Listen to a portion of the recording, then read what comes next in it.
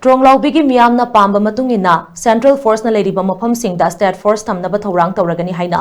Home Minister Govindas konthauzamna fongdokre wafama se ngase Home Minister Govindas konthauzamna Tronglaobi gi phibam yengsinba lakpada fongdoklambani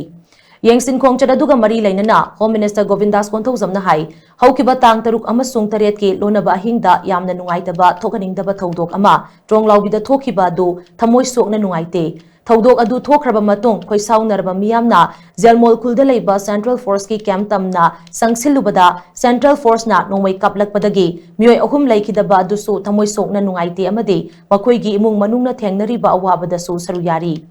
Thaudok adu thokraba matung ngarang Tronglaobi da laknaba thorang tawrambani adubu leiba ki hauzik oiriba phibam asina maram oiraga lakba ngamkhidabani laibaktiba thaudok asigi matang da semkiba JSC na lengakta pirakkiba memorandum da yawba demand singi maraktagi demand kharadi Chief Minister ga tanaraga thabakta onthoknaba honaragani haina bahagna makha taki Home ki khongcharaduna jelmol amadi uyung makhong khulda changduna security ki phibam yengsinki tungda bom kapsinduna angang ani tamtina hatkiba yum aduda laktuni yengsinki Yengsin khongchat aduda moirang AC ki MLA Thongam Santi amasung JSC ki mihut singsu loinaki Honorable Chief Minister gatana jara haraga akoi praja gi apamagi matungina Central Forces singsi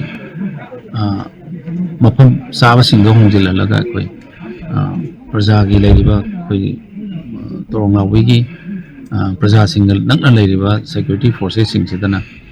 koi limited oiba state forces singsi thamnana ba koi soidana honana ba thorang ama tawjari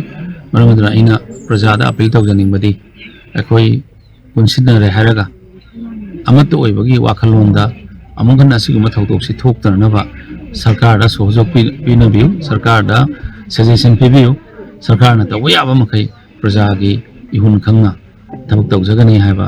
wafam seina media ge chuda thamjari